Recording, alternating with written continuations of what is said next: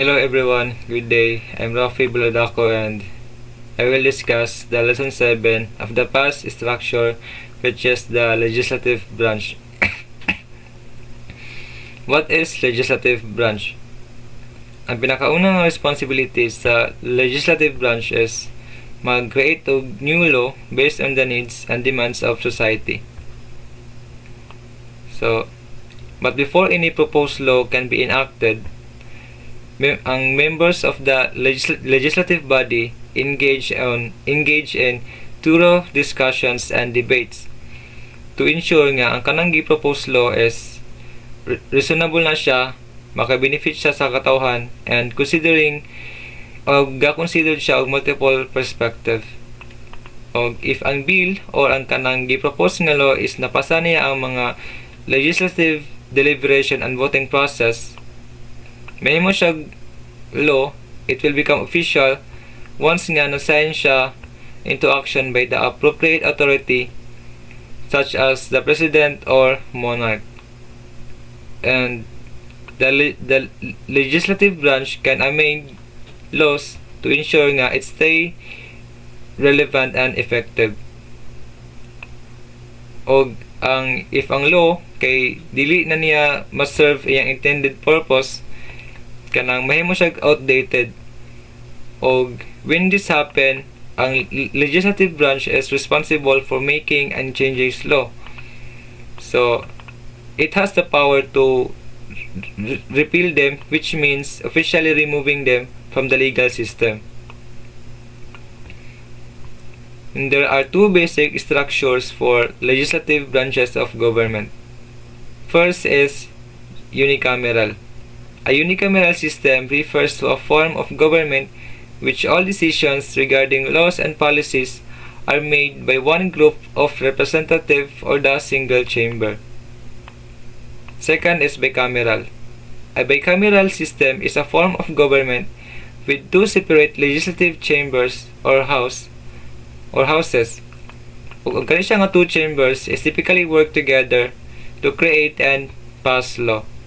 In the Philippines, we have a bicameral legislative system where legislative power is vested in Congress, which consists two chambers, the Senate and the House of Representatives. Structures and dynamics. First, Senate President and House Speaker elected by majority vote. So kani siya nga leadership positions are filled through a majority vote by the members of their respective houses. Kaya sila ang ga-preside over sessions, ga-set og agenda, o ma-ensure nga ang discussions follow proper procedures. Second is other officers, procedures, and the discipline of each member is at the discretion of each house. Kanang ang each legislative houses is nasa lay authority na mag-appoint its own officer, mag-establish og procedural rules, and enforce discipline among its member. Quorum majority. Ang quorum kay refers niya sa minimum number of member that must be present for a meeting or decision-making process to be valid. And the majority is a subset of quorum, often meaning more than half of the members must be present or voting, which is typically needed to approve a motion or decision. And each house maintains a journal and records of proceedings. Kanang both the Senate and the House of Representatives is required sila na mag-keep of journal of their proceedings para ma-ensure nga all legislative actions, debates, and decisions are documented and accessible for public scrutiny. And neither can adjourn without the other's consent while in session. So, the Senate o ang House of Representatives must coordinate with each other if one of them wishes to adjourn or temporarily suspend their meeting session. The Senate of the Philippines, Article 4, Section 2 of the Constitution provide that the Senate shall be composed of 24 senators who shall be elected at large by the qualified voters of the Philippines, as may be provided by the law. So it is worthy to note that the compositions of the Senate is gamay lang siya kumpara sa House of Representatives. Kay ang Senates are kanang gielect sila or are elected at large by the entire voting population of the country. Because kay ang member of the House of Representative is elected lang sila based sa specific district or region. The rationale behind the rationale for this rule intended to make the Senate a training ground for the national leader and possibly a springboard for the presidency. It follows nga ang senator is gina-represent nila ang entire nation rather than localized district, giving them the opportunity na mag-adapt o broader perspective kaysa sa mag-focus sa regional concern. Qualifications to become senator. The qualifications for membership in the Senate are expressly stated in Section 3, Article 4 of the Constitution as follows: that he is a natural-born citizen of the Philippines and on the day of the elections is dapat 35 na niyang edad, able to read and write, registered vote, and resident of the Philippines for not less than 2 years immediately preceding the day of the election. It is worthy to note that the age is fixed at 35 and must be possessed on the day of election. This means nga ang candidate is dapat 35 na siya daan sa on the day of the election. Kaya if the candidates turn 35 after nga mahuman na ang election is kanang dili sila kwalipikado. The enumeration laid down by the Constitution is exclusive under the Latin principle of expressio unius est exclusio alterius, nga which means nga ang Congress is cannot add additional qualifications other than those provided by the Constitution. The Senate proper. The officers of the Senate. Ang Senate President is widely regarded siya as the most powerful figure in the Senate. Kaya ang Senate President is the presiding officer of the Senate. Siya po ang leader sa majority group. And under the Constitution, ang Senate President is regarded as third in line of succession after the President and Vice President. So under Section 3, Rule 3 of the Rules of the Senate is to kanang siya ang preside over the session of the Senate, kanang siya ang decide sa all points of order, which is the Senate President acting as a final authority on the procedural matters. Siya din ang gasign sa all measures, memorials, joint and concurrent resolution, geisyo og warrants, order of arrest, and subpoena and siya din ang ga-ensure sa all resolution of the Senate are complied. Kanang ang tanan actions taken and all actions taken o ang resolution passed by the Senate is carried out effectively and in accordance with the legislative procedures. He also have a general control over the session hall, the antechambers, corridor, and office of the Senate. Then, siya din ang maintain og order in the session hall, the antechamber, corridors, and in the office of the Senate. And whenever there is disorder, to take appropriate measures to quell it. Then, to resign an acting sergeant at arms, if the sergeant at arms resigns, is replaced or become incapacitated. Then, gapoy din siya og subordinate personnel of the Senate in conformity with the provisions of the General Appropriation Act. Then, siya din ang dismiss of any employee for a cause, which dismissal in the case of permanent and classified employee shall be in conformity with the Civil Service Law. The Senate President pro tempore. So, pareha sa President of the Senate, The Senate President pro tempore is also elected by the members of the Senate. Sa US, by custom, siya ang the most senior member of the majority party. Although it is not exclusively followed here in the Philippines, for some time in the past Senates, senior members of the majority party are often elected as Senate President pro tempore. Og under Section 4 of the Rule 4 of the Rules of the Senate, ang President pro tempore shall discharge the powers and duties of the President if the President is absent one or more days. Second, when the President is temporarily incapacitated, which is unable to function or perform his or her duties due to physical or mental reasons, and in the event of the resignation, removal, death, or absolute incapacity of the President. The Majority Leader. So, in the modern Senate, the second in command in the Majority Leader, whose primary responsibility is to manage the legislative affairs of the chamber. Majority Leader is very influential in the passage of bills because he helps formulate, promote, negotiate, and defend the majority legislative programs, particularly on the floor debates. And the Minority Leader. The minority groups choose from among themselves the Minority Leader, who is considered as the titular head of the minority in the Senate and oftentimes called a shadow president. In many past regodons of the Senate, kanang back and forth change sa rules sa Senate in the past. Sometimes ang minority leader is mahimo siya og president, and the displaced president becomes the minority leader. Ang basic duties sa minority leader is that he becomes the spokesman for his party or group or coalition and enunciates its policies.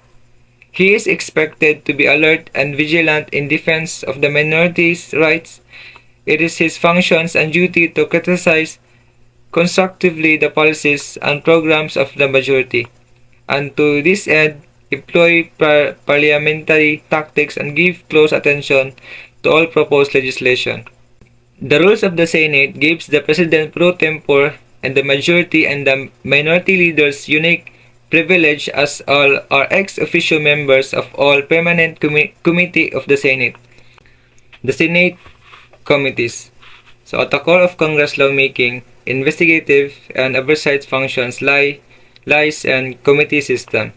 Specific problems, whether local or national in scope, are initially brought to the forum of congressional committees where they are subjected to a rigid and thorough discussion.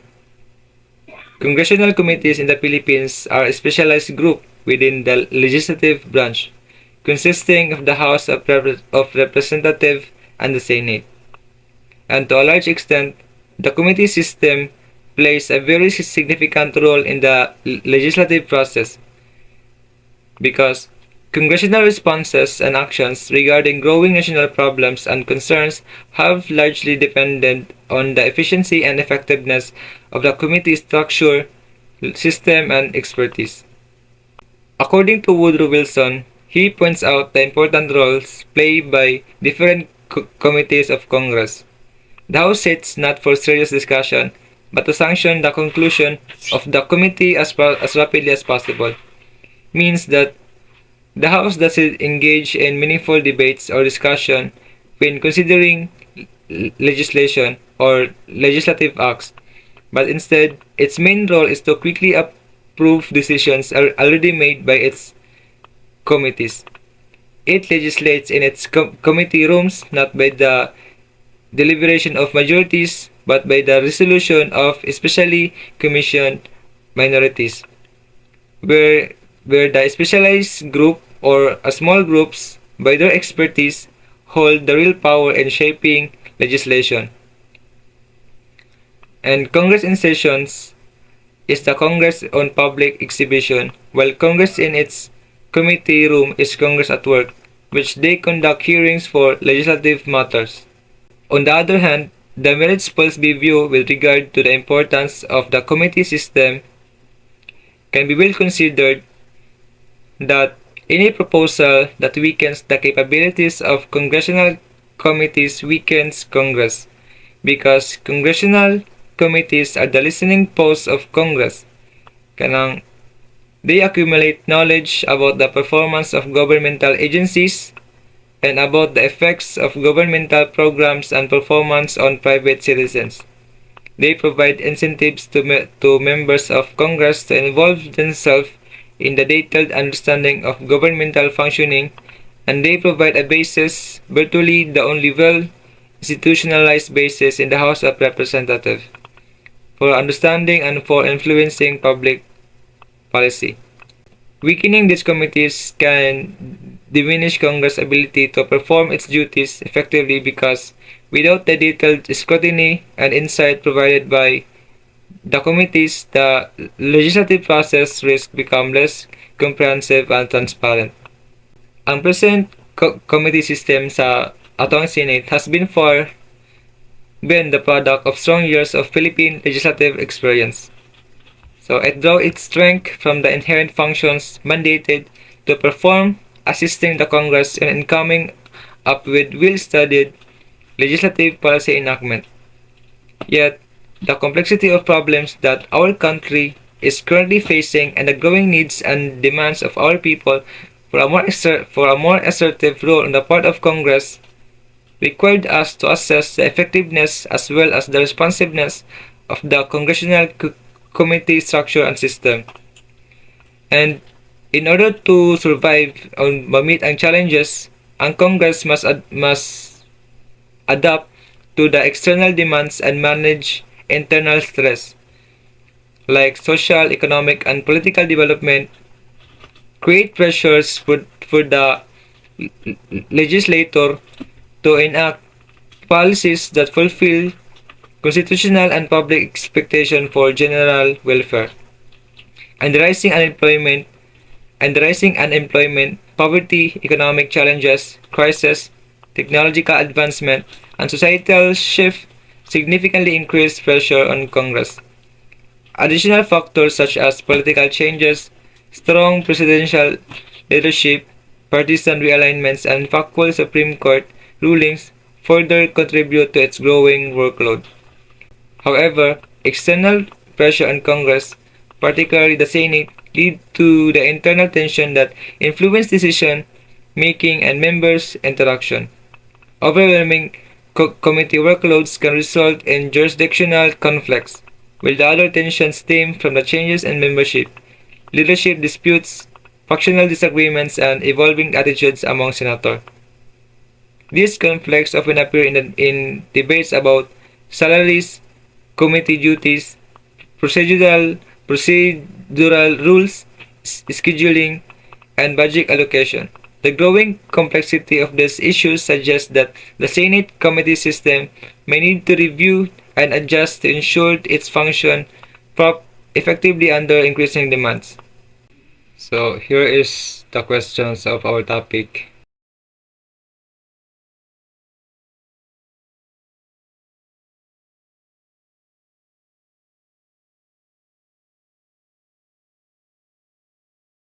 House of Representative. Ang House of Representative is referred to as the lower house, and it is the one of the two chambers that make up the Congress. Kaya ang upper house man is the Senate.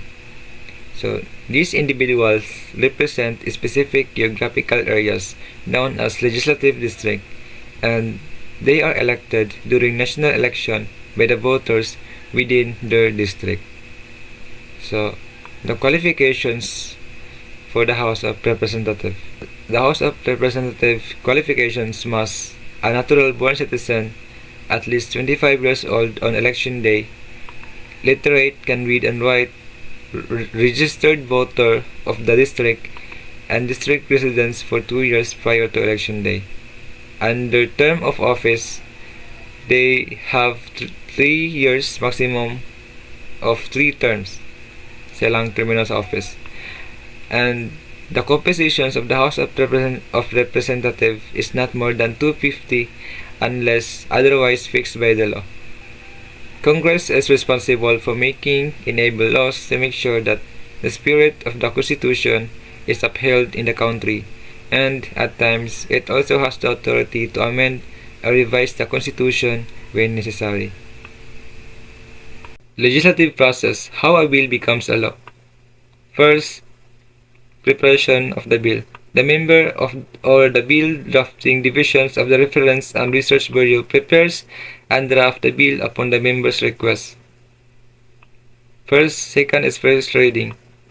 The bill is submitted to the Bills and Index Service, where it is formally numbered, which assign a unique identifier and reproduce for distribution and record keeping.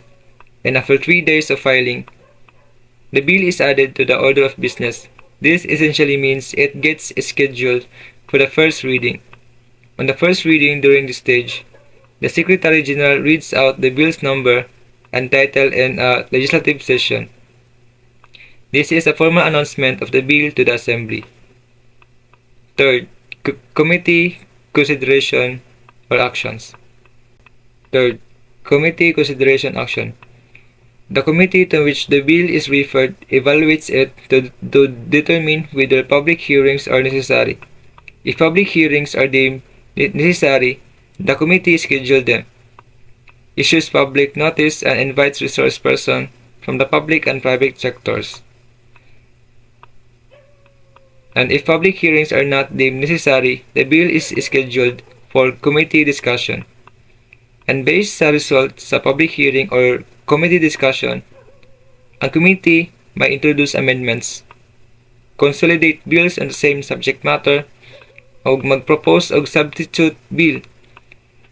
It then prepares the corresponding committee report. And the committee approve the committee report, formally transmit the same to the Plenary Affairs Bureau. Fourth, second reading.